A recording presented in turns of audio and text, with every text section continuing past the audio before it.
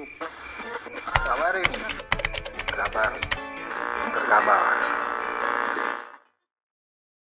Jadi sekali lagi ya, jadi keluarga ini sudahlah enough untuk membuat susah negara ini. Enough is enough.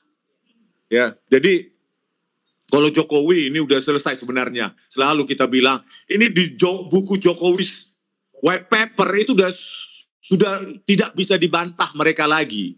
Gitu. Ya, udah bantahan dari Pak Kasmujo. Mana ada pembimbing yang diakui mahasiswanya membantah. Coba, hanya Jokowi itu dosen pembimbing yang diakuinya, membimbing skripsi maupun akademi, membantahnya. Dan dia menipu rakyat tahun 2017. Di UGM, Desnatalis UGM juga menipu dia. Berdrama dengan Pak Kasmujo, padahal Pak Kasmujo tidak ada peranan sama sekali membimbing dia. Itulah kualitas Presiden Jokowi, penipu, pembohong, ya, rakus kekuasaan, serakah, seolah-olah negara ini miliknya. Ya, kalau kita telisik, memangnya ada nenek moyangnya dia berjuang dan mati sebagai pahlawan. Coba ditelisik dulu. Ya, sementara kita jutaan seperti kita, nenek moyang kita berkorban untuk mendirikan republik ini.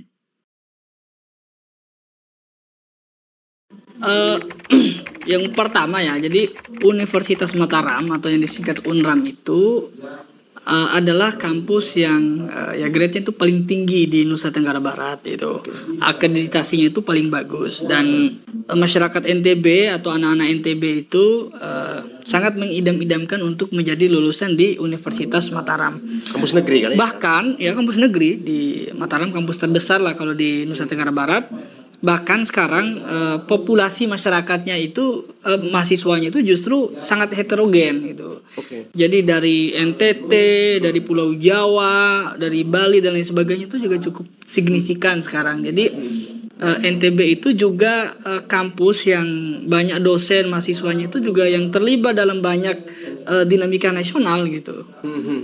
Jadi sebagai alumni UNRAM saya cukup bangga lah dengan kampus kami itu, tetapi memang begitu muncul sosok, saya jujur aja sebetulnya tidak tahu awalnya. Ternyata Rismon Sianipar ini adalah pernah mengajar di Universitas Mataram. Saya jujur kaget juga gitu. Kaget juga karena ya, kami melihat sih tidak mencerminkan sivitas akademika Universitas Mataram. Soalnya di situ. Soalnya di situ ya. Ya, tidak mencerminkan. Nah, ini kan sebagai alumni UNRAM ya, kita melihat Rismon di sana kan pernah mengajar di teknik elektro. Iya, iya. Nah, sebagai alumni UNRAM ini melihat integritas dosen dulu gitu. Iya, iya. Soal seleksi masuk ini bagaimana? Mungkin ini sesuatu yang sangat mungkin mahasiswa akan terbatas mengetahui itu ya. Tetapi melihat lebih kepada integritas dosen di sana itu gimana? Ya, pertama gini, saya ini juga merupakan pengurus atau wakil sekretaris di Ikatan Alumni UNRAM Jabodetabek Banten. Jabodetabek. Nah, melihat kelakuannya Rismon ini jujur saja kami sangat menyayangkan. Tapi saya sempat ditelepon lah oleh seorang senior lah di Mataram, di UNRAM, menelpon saya, menceritakan lah terkait dengan Rismon ini siapa gitu. Oke. Wah, ini kabar menarik ini nih. Iya gitu. Nah, ya menurut dia sih ya Rismon itu mungkin dia tidak waras. Menurut dia gitu. Mungkin katanya gitu. Kenapa? Karena itu tidak mencerminkan tadi itu sivitas akademika. UNRAM itu kan dia bergulat dalam penelitian, pengajaran ke masyarakat, penelitian dan pengajaran ke mahasiswa, penelitian dan pengabdian itu.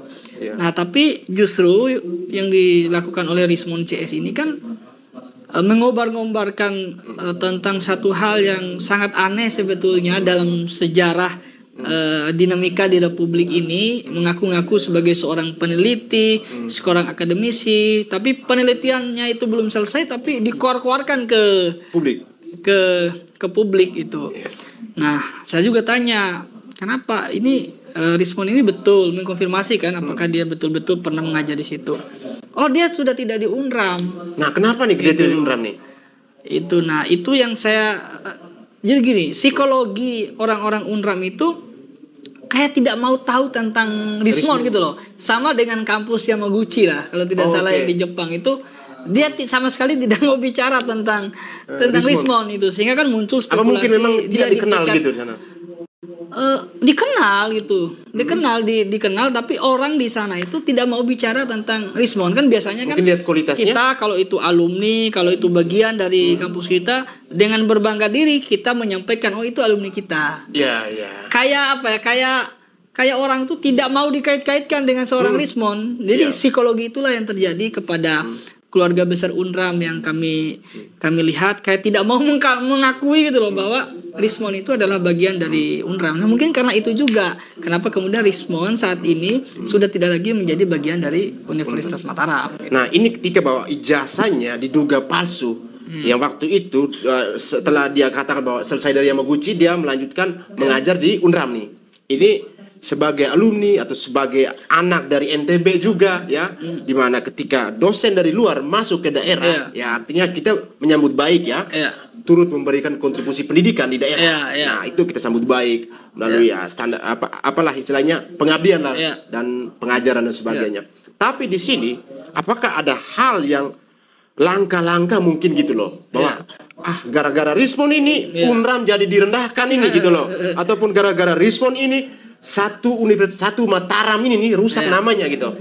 Justru kalau dibandingkan dengan Rismon, ya kecil sekali gitu loh. Jadi kenapa orang-orang UNRAM tidak mau bicara soal Rismon itu? Yang ngapain kami bicara tentang Rismon gitu? Kampus ini kan besar gitu.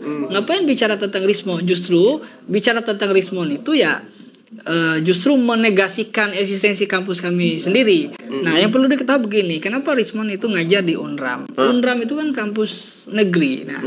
Nah, harus dicek, kita harus identifikasi dulu skema masuknya, format masuknya dia menjadi pengajar di UNRAM itu apa gitu loh. Apakah UNRAM yang minta misalnya sebagai dosen, pengajar, ataukah memang itu misalnya dia lulus sebagai ASN dan lain sebagainya gitu kan. Oh, kalau ASN berbahaya nih. Nah, itu yang harus diidentifikasi maksud saya gitu.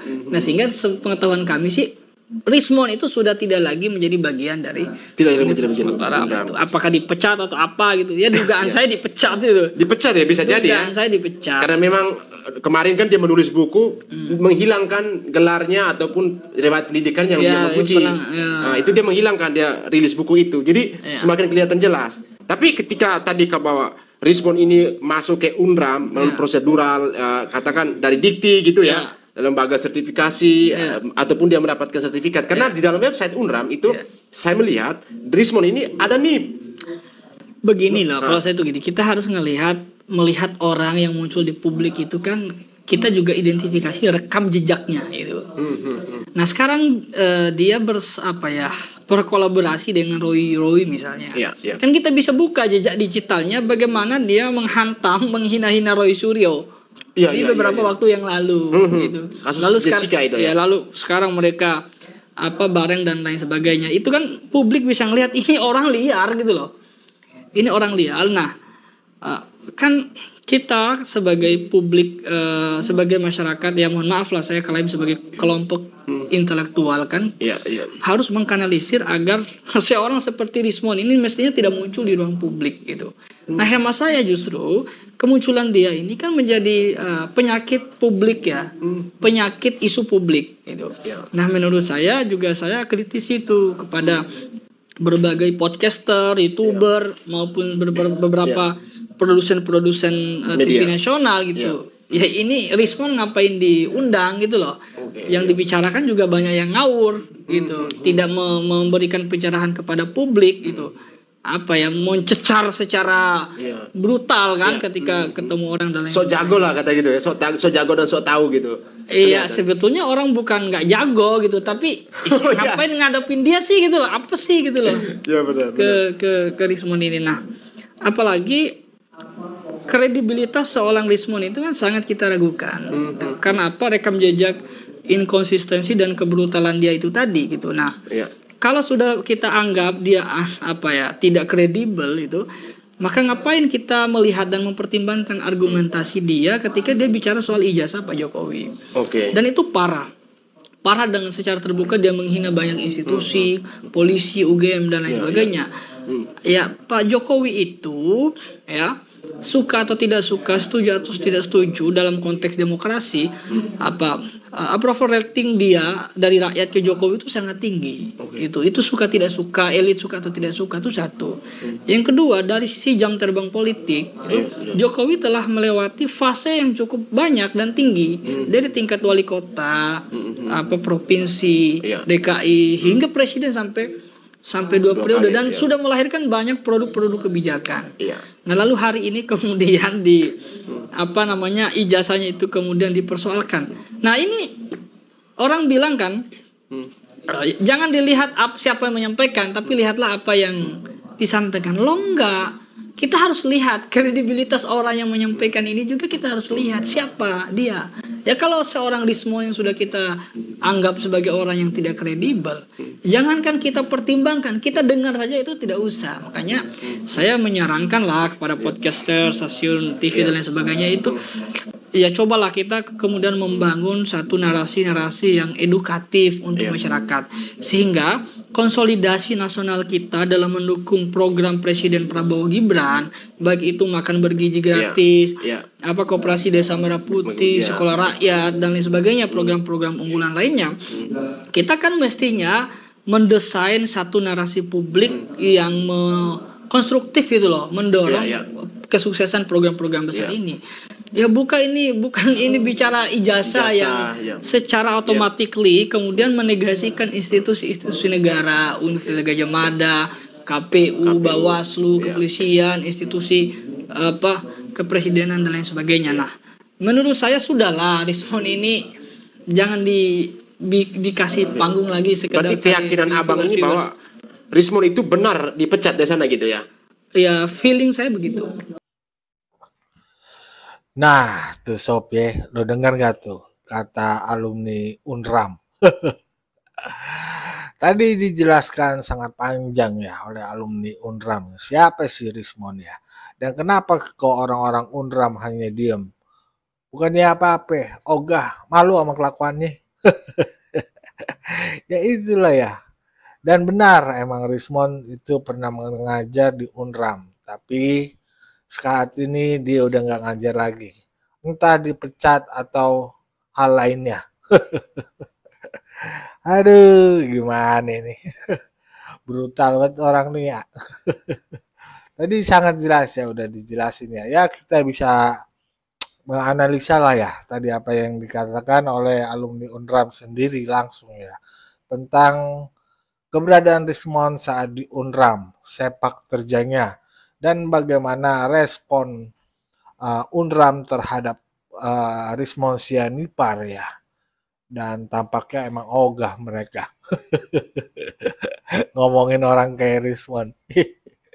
Makanya tadi dibilang udah lah orang kayak gini gak usah dikasih panggung lagi. Merusak malah bukan mendidik. Dan keilmuannya pun diragukan ya oleh alumnus UNRAM tadi ya. Tadi di depan video gue juga kasih video ya, sebuah video dari Rismon yang lagi ada di Solo. Maki-maki begitu. Emangnya dia doang, nenek moyang dia doang berjuang kali ya. Mulutnya emang kagak bisa dijaga tuh orang. Bikin pecah belah aja.